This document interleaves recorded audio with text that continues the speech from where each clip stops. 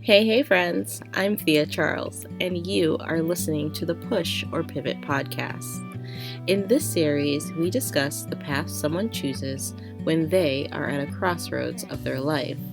Do they push through the adversity, or do they stop, reassess, and pivot? In this episode, we spoke with Suzanne Carpenter. She is a certified nutritional consultant and the CEO and founder of Carpenter 180, as well as creator of SOS, Suz On Your Shoulder, Babysit My Plate, and the Food Peace University. All right, welcome, Suzanne. I am so excited to talk with you today. Here we are in like quarantine land. I don't know which week this will be when people listen to it, but right now we're all locked down, and it's really nice to see such a happy, pleasant face on the other side. So without further ado, I'd like to welcome you, and I'd love if you could tell everyone a little bit about yourself.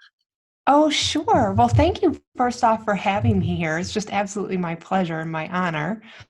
Okay, so guess what? I am 6'2", which means I pretty much have a different perspective on like everything. Mm-hmm. And I'm that girlfriend that I know really good things and I get just this huge kick out of sharing it with others.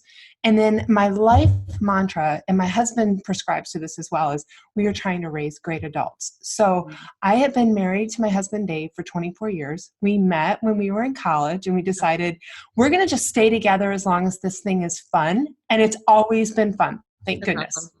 Bumpy roads, of course, but and then together we have 4 kids. We have a 20-year-old and an 18-year-old, and then twins that are 13. And I promise you, they were babies just minutes ago. And so here we are, like our oldest is older than the day I met my husband. I was 17 when I met him. And then here we have these kids in this incredible full life. And it's amazing how many years have gone by. Isn't that crazy how quickly that happens? I think of that when I see my nephew, because he was in my wedding and he was 3 years old and now he's 14. And I'm like, I don't even know how this happened because I didn't get any older. No, you didn't. Those hours between 4 and 7 still crawl by, but the years really have gone faster than I thought they would. Yeah, that's so true. When I was reading up on you, and we kind of we talked back and forth via email, you had mentioned that a time that was really the love for your children kind of brought about the crossroads in your life. Can you tell us a little bit about that? Yeah. So, it's not if life is going to throw you curveballs or speed bumps, but it's when. Mm-hmm. So we had 2, and the first one led up to the one that you're referring to. So in 2009, we were living in Michigan at the time, and this is when the auto industry tanked, the first kind of major recession. And I ended up in the hospital, full bowel obstruction. I spent almost a month in there recovering. And while I was in the hospital, my husband came to me because he was forecasting, and he said, you know what? They're not going to need me in about 3 years. So we need to go find something else before we have to find something else. And this was really hard for me because I thought, we have your forever job, we have our forever home, and suddenly you're leaving your career. So what ends up happening is we pick up our family and we move to Jackson, Mississippi, and we took a different career path for Dave because we were looking for a way for him to be home at night. Before, he was a VP and he was always traveling. He just missed so much. So we start building this new life in Jackson, Mississippi, and I bump into this direct sales company. And the reason I say this is because it put me in an environment where I started to feel better and I started to get my entrepreneur chops about me. Okay. So what I'm doing is I'm basically fitting people to products, and I'm noticing they want magic diet pills. And I'm working hard in the kitchen space, helping clear up food confusion for them. And I'm at an event where I'm talking with doctors and dietitians, and somebody says to me, you say that you would die for your kids, but would you change for them? And that really was the tipping point question for me that really got me thinking, and it kept me up at night. And it bothered me a lot because I had this big, deep, dark secret that I was planning to take to the grave with me. Like I was never planning to talk about this with anybody. But suddenly that question really drawing it up to the surface. And the question made me realize that I was going to have to come to terms with my eating disorder and get help for me because I recognized that I was the ugliest voice in my head. I was a bully to myself in the mirror. And if I didn't get help with me, Mm-hmm. then my girls were likely to do the same thing. And the reason I say that this was such a pivotal moment in my life is I was working with people with nutrition and I understood the standard American diet. I understood, eat less than you take, eat fewer calories, exercise more, you were very likely to lose weight.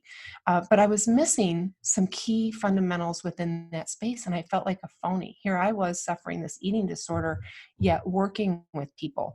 So that's what happened is basically out of the love for my girls, out of not wanting them to grow up to be like me, I put myself in a position where I was going to get help. Again, still not to talk with anybody about this, not to share it at all, certainly not to share it on a podcast. But I thought if I could get me right, I'm their role model and they're much more likely to live a life of food, peace, and not have that evil underdog bully voice in their head. Wow, that's awesome. And I really want to acknowledge you just for like having to even come to that conclusion that you were, not to just be like, oh, this for somebody else, but to listen to that for yourself and know that that change is what you needed. That's really huge. Well, let me be very clear. I wanted to listen for somebody else. I Uh-huh. did not want to have to take that question and do something with it. But Mm, I just couldn't not. yeah. So what did you do? Well, so the first step really was that I was having to talk with myself about it. Like I stuffed it way down. I covered it up. Like I said, I never planned to talk about this, not even with my husband. Wow. So, first thing was really having conversations with myself. Like, all right, so I think I might need to do something about this. And the next step for me was a little baby step, but it was big. I started journaling about it. I started writing it down. I started getting it out of my body and onto paper, trying to make it a little less scary. But the thing is, it was still scary. Right. So the next step was I was going to need to see a dietitian. I was going to need to see a therapist. I was going to need to work with people who had more information than I had. And that was so incredibly difficult to do. And this is why. Mhm. I was already giving my life 110%. I was already to where I felt like I had maximized on any learning or potential that and it was very difficult to believe or to hope that somebody else had answers that were going to complete me and help heal me. It was a really strange tension place between logic and reason Mm, where I believed others could change. I believed others had success, and I just didn't know if I could as well. And here was my struggle because I had to get to what I was really worried about. I didn't want to be a hypocrite, and right. I didn't want to admit that I was struggling with this thing and then not get better and still forever struggle with it and to go back to my old ways. I had this awareness that if I was going to say this out loud and if I was going to pursue help, I had to be willing to walk this thing out and face whatever was hard on the other side of the unknown. Yeah. So it was a lot of little baby brave steps. Hmm. And I think when you're going through something that you have stuffed down as such a deep secret for so long, there's for me there was tremendous shame attached to it. I was so shameful of it that I thought if I spoke it out loud that I would be so unlovable and so unlikable and again a hypocrite. I was afraid to say it out loud for how it would be received by others, which was, again, another tipping point in personal development for me, that I had to cancel the obsession about what others thought, and I had to just pursue healing and health for me and my family. But I'll tell you, what I was met with was incredible love and understanding and patience and kindness from others and encouragement. That's so, I'm just like here processing that and like thinking about it on like for myself. And yeah, I mean, just you talking about this right now, I think this is so huge for letting other people know that, one, they're not alone. They're not the only person that may be experiencing this. And that, shame is something that a lot of us feel, but a lot of times when we share, what we get back is love. And that people really do care about us and want to see the best for us. And that there are people out there that can relate and have skills that you don't have that can help you. That's right. That's right. Meryl, that's a trust fall. And I think that when you are doing something alone and you've created these rules or these ideals, it's very difficult to believe that somebody has more information, more to teach you, to help you to get to the other side of whatever your burden is, whatever your struggle is. And in fact, that is absolutely the case. There are so many people with wisdom that have walked through your struggle that you're currently on, that want to pay it forward and help navigate some of the pitfalls so you can get through the struggle faster. Yeah. Yeah. And I love that imagery of a trust fall. It's what it feels like. It's absolutely what it feels like. You're like isolated in your head. And letting That's right. That's amazing. Amazing. That's right. So you've started, what are you currently doing to, like, I know you had mentioned about Carpenter 180. How does that fall into place here? Well, you know how they say that your message is in your mess? Yes. Okay. Unfortunately. That's often the case. So I have a Mother Teresa complex where I want to leave the world a better place than when I got here. And I'll tell you what happened is, in my 10 years of working in the nutrition space, and before in the early parts of our marriage, I was a first grade teacher, and I came home when number 2 was born. I took what I knew from my education degree and how people learn, and I took the struggles and the roadblocks that people were having with weight loss, with sustainable weight loss, and I married them together to a company called Carpenter 180. So here's kind of the idea. You know, when you studied for a test or a board exam, or I don't know, it could be anything where you've got the books in front of you and there's so much, you're not sure what's going to be on the test. You just know somehow you have to get it all in your brain. You know that feeling? Yeah. Okay. The minute the test is over, you walk to the car and you've forgotten it all. Okay. So that's kind of what happens in the nutrition space. There's so much information.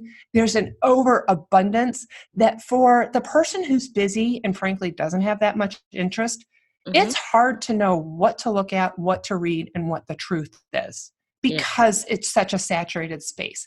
Okay, so I have this superpower that once I understand science, I can explain it in a way that a first grader understands it. That's something I've always been able to do my whole life. So I took how people learn and I applied it to some simple programs to help people get to where they are able to clear up food confusion so that they can win at losing weight. So this is what I did. Think about when you were a little girl and you were maybe in 3rd grade and you were learning your multiplication facts, and you would do your 3s and 4s and you would test them, and eventually you do your 9s, 10s, and 11s. Yep. Remember how your teacher would bring back the 3s and 4s and reinforce them? Yep. Okay.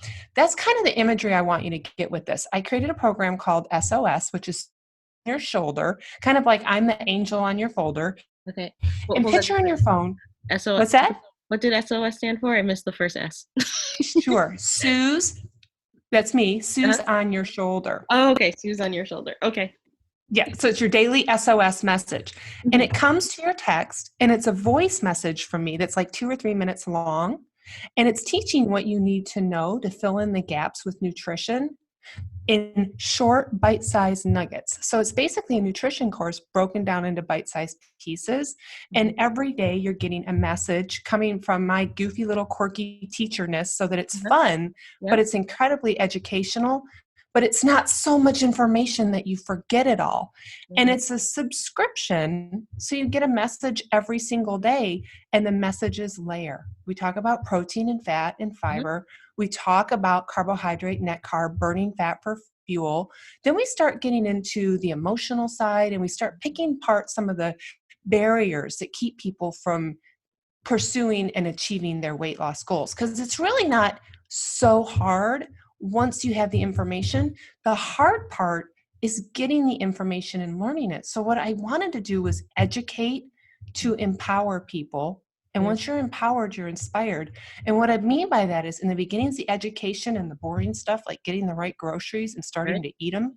But then we can start getting into the empowerment, which is, all right, so now you've lost 3, 4, 5 pounds, your stomach's flatter, you're sleeping better, you have better energy, food is helping to fuel your body, you're getting results. Now let's start understanding why and how we order at the grocery store and how we pick out things at the restaurants. And then the beautiful part about this is 2 out of 3 Americans are overweight, 1 out of 3 is obese right now, going into the corona quarantine. Right. If we can get people to where they're empowered, then they're inspired. This is where they'll start duplicating this in their families. And we're going to begin to turn this trend of overweight around, because it's not about gene size or vanity. It's about how you feel. And weight is related to so many health epidemics. And if people come, say, out of the quarantine with an extra 20 pounds, every 10 pounds is like a layer of pain that you're covering up. And I'm afraid of the feeling of sleepiness or lethargy or underdog or low self-confidence because of how somebody feels about themselves when we move forward out of this season. So I'm excited about Carpenter 180 and the SOS being able to help people turn their health around. Yeah. And that is so true, that it becomes like wearing your shame. It does. It really does. And this is a time where we absolutely do not want to be doing that. This is where it's time to be alert and beginning to do what we can to look and feel our very best. And the reason for that is so that we can go back out into our communities and move forward and do great, beautiful, big things that we're supposed to be doing, not feel like you want to stay in the home on the couch watching Netflix. Yes. Yeah. Oh, this is just so awesome. Thank you so much for sharing that and this whole story. I feel very inspired, and I'm definitely going to be looking up more about your Carpenter 180, because I feel like that's something even I need. Well, Yeah. it's good for paying it forward to the family, because what I've done is I basically got to the bottom of the pool about what are the fundamentals that we really need to know about nutrition. And it's about understanding protein and fat and carbohydrate and specifically fiber and the benefit of a high fiber diet, so that one, you can have weight loss without hunger, help you malabsorb a lot of calories, fats and toxins, and usher them out of the body, rev your metabolism. And like I said, you're going to be feeling full. But the benefits of the fiber is that it has these health properties of balancing blood sugar and cholesterol and reducing estrogen dominance and the risk for breast cancer and reducing inflammation in the body, which is the source of a lot of aches and pains. The high fiber diet is just bringing back in a really unfancy, unsexy nutrient that has tremendous health properties. But when you can really begin to build your plate with protein, fat, and fiber, and even if you just do it great for the first meal of the day, the first third of the day, like win the first third of the day, is you've turned off about 8 hungry hormones and balanced your blood sugar. The reason I say that kind of fancy words there is because that is going to help biology turn off cravings, so that you're not dreaming about food in the pantry and your body's working for you rather than you feeling like you're always in a battle against it, because that's something that I could identify with. Yeah. I love that. I love that. And I also, fighting against your body. Yeah. Well, I would suspect most anybody listening who has some amount of weight to lose, whether it's the first 5 pounds, the last 5 pounds, or anywhere in between, there's that morning that you wake up and you think, today is the day. I'm going to nail this thing. I'm going to do it so great. And you set these unrealistic rules around food to how you're going to achieve this goal because you've decided for whatever reason you're sick and tired of this place that you're in. Mhm. Well, if you've starved yourself and the rule is I'm going to restrict and omit, a lot of times by 4 o'clock, your body's survival mechanism is kicking in and you're going to do far more damage to yourself than had you gone ahead and just had the food earlier in the day. So what I want to do is just teach, here's the principles of the food to eat from the groceries. It's not cost prohibitive, it's groceries. And if we can start fueling our bodies really do work to our benefit. Yeah. And I think that's really great to like, especially how you're talking about once you start this change for yourself and teaching your family that's like just a better relationship with Yes. food in general, because that is true. I can remember going to college and like hanging out with roommates and they're being like, we're not eating XYZ anymore. And it's like, is this really how we want to think about it? Like, is there another way? Is there another way, you know? Yeah, and something to challenge people with, and this is something that too was okay. So when I was in my peak of my eating disorder, I would restrict and I would take out foods, and I had all these food rules, and I could grow up, but I would over exercise to outrun my fork. Mhm. And okay, so what I was challenged with was I don't want to be starving myself my whole life. On the day I die, I do not want to still be feeling like I'm on a diet, like I'm Mhm. restricting. Mhm. I don't always want to be struggling with, I can only wear these certain clothes because not everything in my closet fits. The reality is, we need to figure out a pattern of eating that you can do right now that you also see yourself doing when you're 70 years old. Mhm. We haven't found that, then we haven't found the right pattern of eating or diet. By the way, the definition of diet means pattern of eating for man or mammal.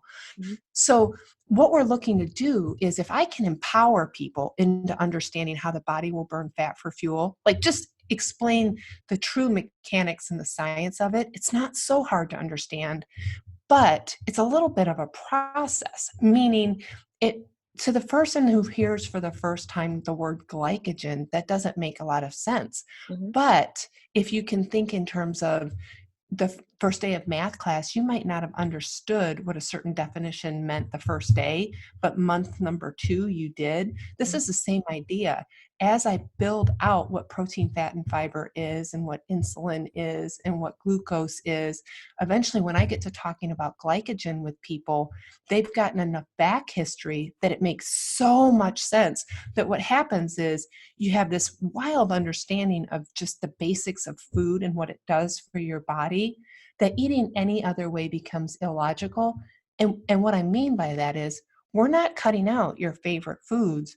We're learning how to factor them in and incorporate them in while you're losing weight or maintaining weight, much like you would your budget, just like you would budget for something in your family household. Mhm. And when I can get somebody to that point, that's the inspiration. That's the aha. And I was just talking with somebody the other day that I work with one on one, and she said, I decided I prefer to have this instead of that pizza because I knew I was going to feel bad and that pizza didn't look so good after all. Where the former her 2 months prior would have just binge eaten the pizza because it was there. And it's incredible that once you get just enough understanding and education, you really do feel empowered, and that tension or that shame or that stress that gets attached with food to a lot of people goes away. And that's the precious gift. That's the part that I want to pay forward. Yeah. That's so empowering. Awesome. Mhm. Um, if you could give somebody one piece of advice, what would it be? Oh, start today.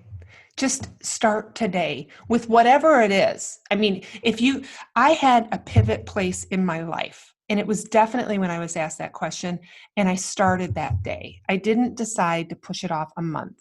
It wasn't comfortable. It wasn't easy. It wasn't something I wanted to do. It's something I knew I had to do. But I started working on it that day, and here I am all these years later, far better for having done that. So it's always a good day to start, even if it's in the middle of the day. That whole thing about I'll wait until tomorrow, it's a bad mindset to get into. As soon as you feel that stirring to do something different, take it on now and do it bad perfect. Just keep showing up, fail forward. But it's like holding your own self accountable. Like, I just need to start. And you're not ever too old to start. You're not too young to start. You have no idea how much time you have ahead of you, and consistency compounds. So the sooner you start, the sooner you're going to see results. And there can be a day where you get to the end of this goal. Let's say it's weight loss. I can't stand, like I said, the idea that on the day somebody dies, that they're still struggling with the diet mentality. So if we can get this thing started now and we can wrap up this weight loss now, think about being able to live the rest of your life maintaining your weight where you look and feel your very best, and you're not starting your day out with that underdog mentality or that bully voice, but instead you feel empowered and equipped. The thing is, the tension point is, it means that you have to take the first scary step forward. And I just really want to encourage you to do that. That is awesome advice. Start today. And yeah, like going back to what you said before, is that you might not realize that someone else had to make that step before too. You're not living in a vacuum. Like, No. it can be done. Yes, you're not alone. Yeah. This was so awesome. Thank you so much, Suzanne. Can you tell us how we can contact you and find out more about you? Absolutely. So everything, all my social handles are Carpenter 180, and you spell the word one and it's the number 80. So it's CarpenterOne on Facebook and on Instagram. I love Instagram and the stories because usually I'll pop in there every day with tips about like what I'm eating that's protein, fat, and fiber, just to give some inspiration and to show how easy it is. And it's not all rabbit food, how delicious. I like make muffins and waffles and pancakes and biscuits, and I just healthy it up. Just tweak it with protein and fiber. Also, you can go to my website, which is www.carpenter180. And for your audience, I have 7 days of free SOS. So all you do is go to the website, sign up for your 7 free days. Grocery lists come, the sound bites come every day, but I send emails with extra tips and tricks and snack ideas and food ideas to just really begin people on the right road to success. I also do work one-on-one with people. That's called Babysit My Plate. And I have courses, and they'll be available shortly. Awesome. This has been really fabulous. I loved listening to you, and I just really love the way that you're going about teaching people and using that education background and using education for empowerment. Really awesome. Well, thank you. Thank you for having me on here to have a conversation with you today. Thank you for being here. My pleasure. What did you take away from Suzanne's story? What will you start today? I'm Thea Charles, and I hope you gain insight from this story. If you'd like to learn more about the Push or Pivot podcast, visit us on Instagram at Push or Pivot or on the web at pushorpivot.com. Thank you for listening. Please subscribe and join me next time on the Push or Pivot podcast.